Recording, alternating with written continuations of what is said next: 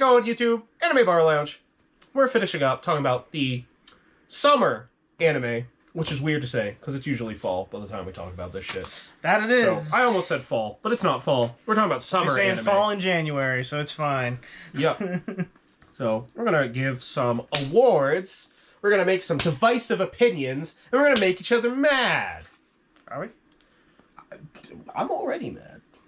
You're already mad. I'm always mad. Great.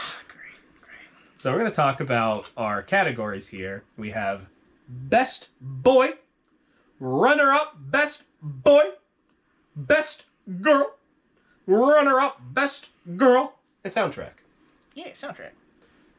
And so, you know, it's pretty basic stuff. We're going to take all the anime that aired that we watched during the summer. The anime that we watched collectively is Shadow House. I didn't watch that one. And then we share these other ones. We watched Licorice Recoil, Cyberpunk Edge Runners, Summertime Rendering, and Call of the Night. So those are the only animes that will be considered. We didn't watch a fuck ton of shows like we usually do. So the categories of the shows we can pull from are smaller. But that means there might be a lot more crossover and relevant discussion for this. Mm-hmm. But and then, you know, they're not very complicated awards. You know, if a female character was super cool and awesome, they get first place. That's best girl. Runner-up is the second best one. It's pretty basic stuff. I probably didn't have to explain it to you, but some of y'all probably needed it explained to you. So this is for you, one person that didn't know what that was. So I just wrote it on one paper this time. Yeah. I didn't put a lot of thought into it. So I guess we do runner-ups first, right? Yep. Yeah, so you want to do runner-up for boy first? Sure. My runner-up was Mika from Licorice Recoil. Hey, that's a good one. I chose Main from Cyberpunk Edge Runners. Yee. So why don't you tell us what's so cool about Mika? Honestly, he's just really cool. I mean, I love that he's great gay representation because it's not his entire character. It's just a part of him. He's a great mentor figure to Shisato and Takina. He's an active member of the cast. He's not just that guy over there, and he's just, look at that bartender over there. That's the dude.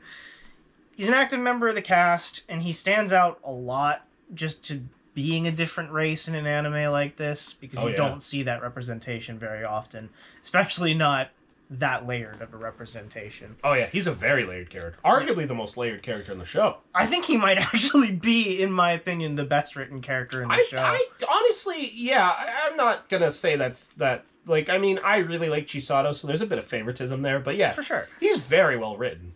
He has so much under the hood that, like, by the time that show ended, I just wanted more of Mika. I want to know more about him. All right, we'll put a pin in that. I'm going to talk about Main for a bit, because I really liked Main. It was between him and David. I knew it was going to be, my runner-up was going to be from a male character from Cyberpunk Edge Runners. And Main, I chose him because he's a lot of why I like David. He ends up being an inspiration for him, and he's like a pivot point for him in episode 6. I like Main because he's the big, tough guy that has, like, a soft heart, but you don't see it unless you're, like, part of his family. And, like, you can tell he cares for people. And for me, I felt really sad in episode 6 because I was just starting to get attached to him when he goes through what he goes through, and then, you know, he gets taken away from me. But I felt myself tearing up because he was losing himself mentally, but doing things for people out of compassion. You know, he was giving someone a proper burial, even though it wasn't really a proper burial. That's about as good a burial as you're going to get in Night City. So there was that. And, you know, even though he was going through psychosis, he still cared for David and, you know, wanted to pass on some fatherly wisdom. Even though he's not his real father, you know, family isn't always blood. I felt like he was David's father by the time he passed on. And unfortunately, David takes on more burdens than he should, so Main's death ultimately kind of dooms David because he took on the mantle of Main, and no one could fill that. So David, that's around the time I feel like David, you know, like if you wanted to put choose a point in the story where there was no point of return and all the characters were fucked, I would say Main's death. They lost their father figure. David was never going to be able to fully fulfill that. He did a damn good job, but that is where I would say everyone's downfall would begin. Yeah, without Maine, you don't get the rest of the story. Yeah. Plus, he looks like Lieutenant Surge on steroids. He kind of does. You know what? No, show saved. You're gonna go bumping it up. That's One. a. Now it's a 4. I didn't think about that. Oh man. Also, we live in Maine. This is true. I have weird biases like that. I did actually pop when I heard his name. Yeah. I'm not gonna lie. So that was my runner-up.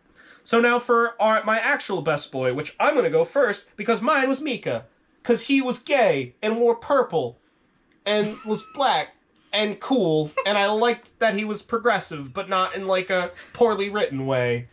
Some of that stuff might get me canceled, but I like to think I'm being positive, so oh well. Yes. He was well written. Also, he had like a good crossover. He wasn't just like, hey guys, I'm gay. He was just like, hey guys, I'm a chill bartender. Anything else you need to know? Keep it on the down low. And then they followed him to a hotel, and then it turned out he was gay. To be honest, he could have had none of that. He has the moment where he has a cane the whole series, and then turns out he was never actually crippled. This is true. He has the greatest action scene moment in anything. I like to think that he I love that trope. somewhat needs the cane, but like, yeah, I do like that trope too. It's I love such a that trope. stupid trope. It's such a Let's stupid be honest trope. here. Oh, I didn't need the cane. I was just kidding. It's so stupid, but I love it. It's- Because earlier on in the series, he literally says, like, oh, I have to do this. I have to take care of these kids because of my damn leg. And I love it because I know if I'm old, Ties that's back going to in. be me. I'm just going to hit the point where I'm old enough to justify using a cane, and I'll use it because it's like a walking You'll get stick. into a bar fight, toss it aside. I do love that trope. So, But yeah. like, yeah. Licorice Recoil was surprisingly character-driven, and Mika was a great character. Holy fuck. There were a lot of characters where the second I was on screen, I'm like, I'm paying attention, let's go. But I mean, like, Let's go, bartender? yeah. Bartender? Cool dude? I'm seeing a lot to love here. I am too. Mika's great. Yeah, so Mika, best boy. My best boy was Shinpei. I really, really enjoy Shinpei, and I felt like he added a lot to the time loop of Summertime Rendering. I just like that he's a lot more proactive, and he's smarter than the average time loop protag. So it really carries that story along. I did really enjoy that in Summertime Rendering. A lot of the characters are very combat effective. Yeah. When Rinosuke controls Nagamo, and Nagamo's strong on herself, but Rinosuke turns her into a powerhouse. Yeah. Basically, he's a not combat effective character in a show of combat effective characters that turns into a shonen. It's at least refreshing that he's not shonen protag in the sense that he becomes powerful and almighty. He does for a little bit because Ryonosuke possesses him. Ignore that. That's not what's cool about him. What's cool about him is he has a good head on his shoulders. Exactly. That's unheard of. Shonen protagonists don't think. Exactly. And just his interactions with everyone else is so good. Yeah. One thing that I love, and I don't know, like, how this is in whatever the actual subs will be, but whenever things get really bad, you can hear his accent come out. Yeah. So, and like it shows that in the subtitles, it'll have like Yeah, because they're like "yeah" in hit written as- country. Yeah. So like you hear that come out in his voice, so he feels a lot more genuine as a person. Yeah.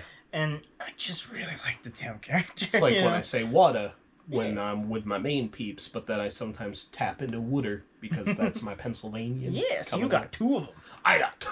You got two. I got of two them. wolves inside of me. Oh man. One of them says wada, and one of them says wooder. Impressive. Impressive. Yeah, Shinpei is great.